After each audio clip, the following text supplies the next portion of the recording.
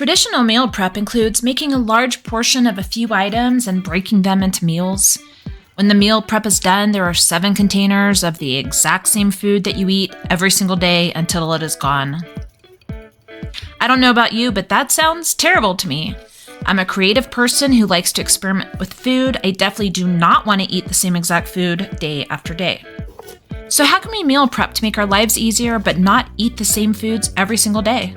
The answer is exactly how I meal prep and what I'll show you in this video. I meal prep every week in a way that still allows me to be creative in the kitchen and happy in the belly. My purpose in meal prepping is not to make complete meals, but to have ingredients cooked so that I can easily put a meal together.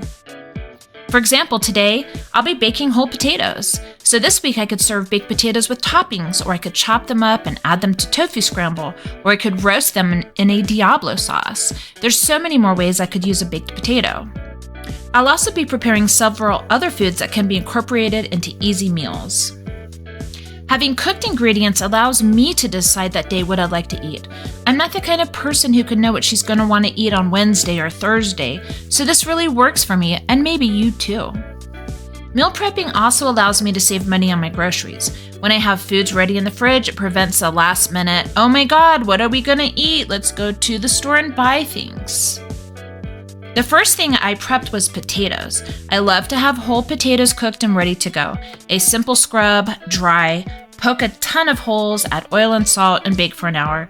So freaking simple. I do this every single week, and guess what? It's super cheap, filled with nutrients, and my family literally loves them.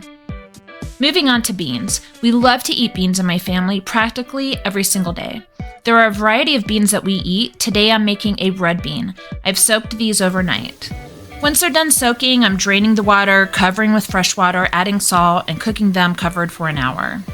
I know that cooking beans from scratch can seem daunting, but it isn't. You can, of course, buy cooked beans in the can. Many people do. However, for me, this saves a ton of money. It doesn't really interfere with my extremely busy work schedule. I clean, soak, cook, and season. That's literally it. Each day I can choose some beans and add whatever flavor I want. Tofu, tofu, tofu. What can I say except we love tofu in my family? I like to start with tofu that's been defrosted. Actually, I can't stand cooking tofu that hasn't been frozen. The reason is that when you freeze tofu, the water freezes and defrosts, creating these cute tiny little pockets inside the tofu, which result in a more meaty tofu. Not only that, but it is so easy to remove the excess moisture once the tofu has been frozen. Try squeezing fresh tofu by hand. Yeah, it's gonna fall apart. I used to drain my tofu for at least 20 minutes before I learned to freeze it. Now I simply squeeze the tofu and most of the water comes out. I'm just cutting this tofu into little squares. I add some neutral oil and salt. Tofu is bland, that's just a fact. The oil will make it crispy and the salt will add a small amount of flavor. If you'd rather not use oil, then I recommend coating it in about 1 tablespoon of cornstarch per package of tofu. This will also make the tofu crispy. And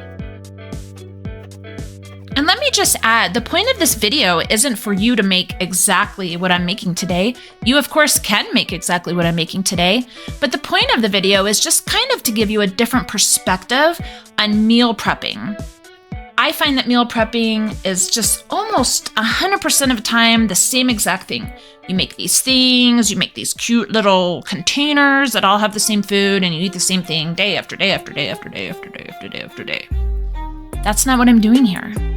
I'm making ingredients that we can put together in a variety of ways to make meals that are different day after day. You could do that as well, but you don't have to cook what I'm cooking in order to have that. You can cook what you like. Anyways, the goal here is not to really flavor the tofu, but to cook it and make it crispy. I can fry these up with a sweet and sour sauce and serve over rice, or I can throw them into a curry or crumble them to make tacos. My family loves rice. It's no wonder since my husband is Cuban. We always have cooked rice on hand. Most people do not cook rice properly. There, I said it. I don't care if you have a rice cooker or not. Most rice has too much liquid, does not have a great bite, and is under-seasoned. I like to make rice that is like my favorite Asian restaurant, and that is super fluffy with the right amount of salt and is properly cooked. In order to make the best rice, it needs to be rinsed several times until the water runs clear. Afterwards, I'm soaking this rice. If I'm very busy, I soak it for 10 minutes. If I have time, I soak it for 30. This allows the rice to soak up water and become fluffier. I'm gonna roast some carrots when the tofu comes out. Carrots are super cheap and are nutritional powerhouses. I've already scrubbed these and I'm gonna cut them into pieces. My end pieces go into a freezer bag along with the other kitchen scraps. I save them until I have a full bag and then make the best vegetable stock. There isn't a right way to cut carrots, just try to make even pieces. I like these cute little sideways cuts, but you do you.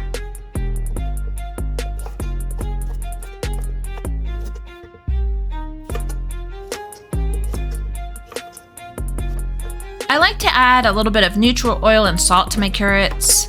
I'll flavor them with other seasonings later. Maybe I'll make some miso glazed carrots, which taste amazing, or I could throw these into a stew. Again, my purpose today is not make meals, but to cook ingredients that can be incorporated into meals. That's why most of these items do not have seasonings other than salt. The tofu is done. I'm just looking to make sure that it's crispy, and since they were previously frozen, they maintain a great kind of squeezy texture. And just a quick check on the beans. They've been cooking for 1 hour, so I'm gonna turn off the heat. I'll allow them sit on the burner for an additional hour. Once that time has passed, the beans will be fully cooked. The potatoes are out of the oven. A simple poke with a knife shows that they are adequately cooked, or you could give them a squeeze by hand if you can handle the heat. Moving on to the asparagus.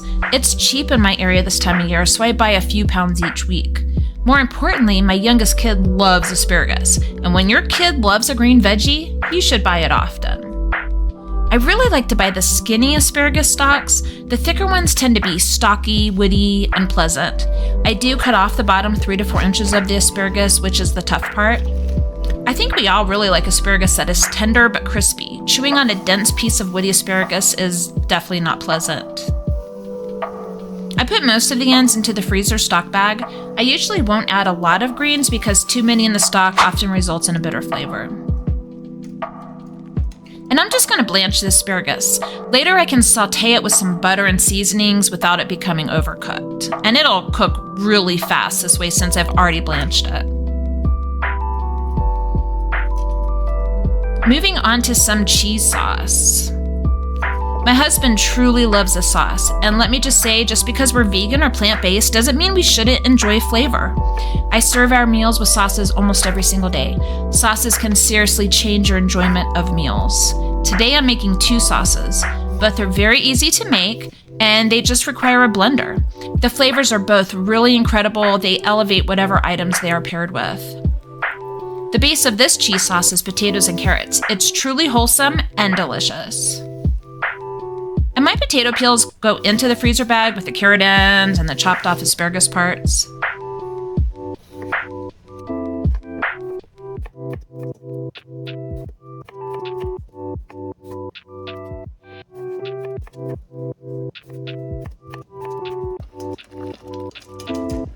My rice is soaked enough and it's time to cook it after draining the soaking water. We like to use basmati rice in my home. We just really love the texture and the flavor. I also add about 1 teaspoon of salt per cup of rice. Again, I'm looking for that Asian restaurant quality rice. I start my rice on high, add the lid, and then turn the burner down to low simmer once it begins to boil. There's a second sauce I'm making today, and it is my family's favorite, Diablo sauce. This sauce starts with dried chilies. I know that chilies can be intimidating, especially if you've never used them before, but they're just dried chilies, that's it. They come in a variety of spice levels, not all of them are very hot. For my Diablo sauce, I use a New Mexico chili or Hatch chili.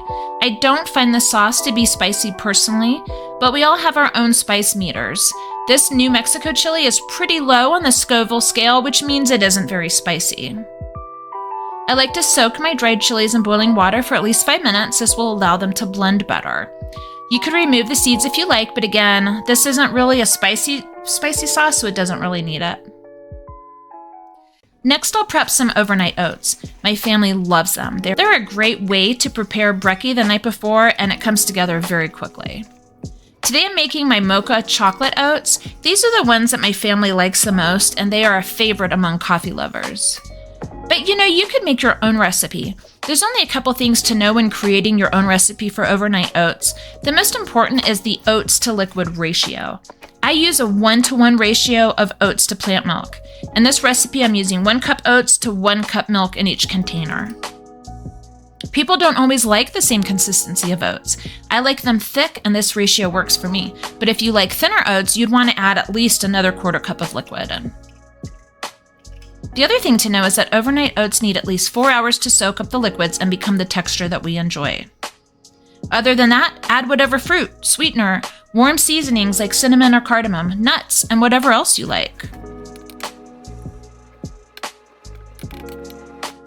There are links to the overnight oats recipe and all of these recipes in the description box below. My beans have rested for an hour and the rice is cooked. I just wanted to show you that the beans have a soft texture.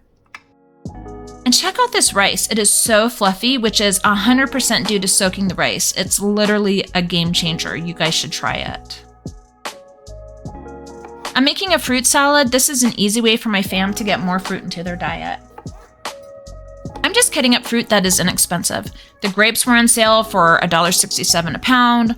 The strawberries were about $3. The pineapple was 97 cents for the whole thing. And I'm using frozen blueberries because they are never a good price where I live. I like to use small pieces for my fruit salad, but you should cut them however you like.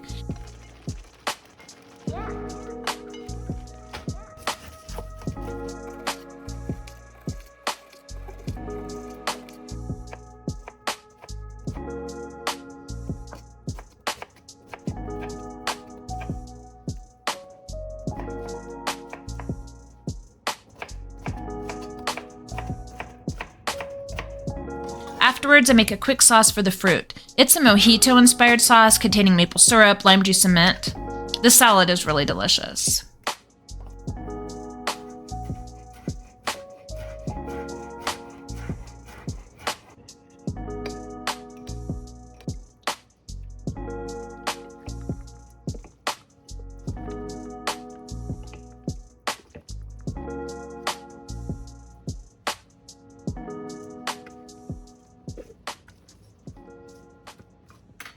Back to making the cheese sauce. We like things a bit spicy around here, so I'm adding some roasted jalapenos that my husband made. You can totally leave these out if you don't love spice.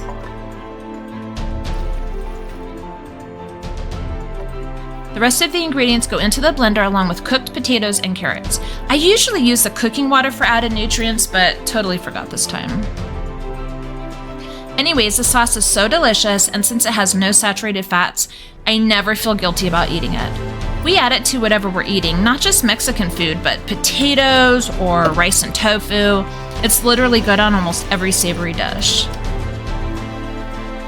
It would be really good on a pasta as well. I'm pretty sure I've probably tried that.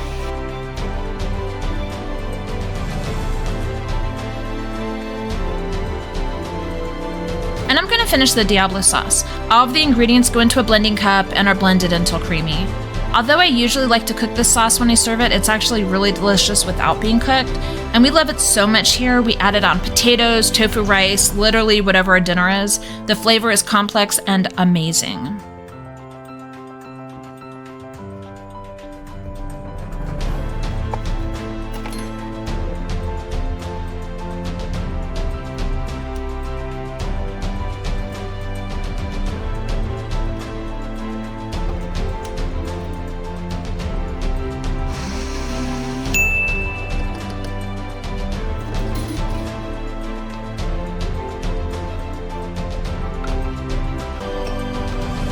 Thanks for watching today. I hope you got some value from this video.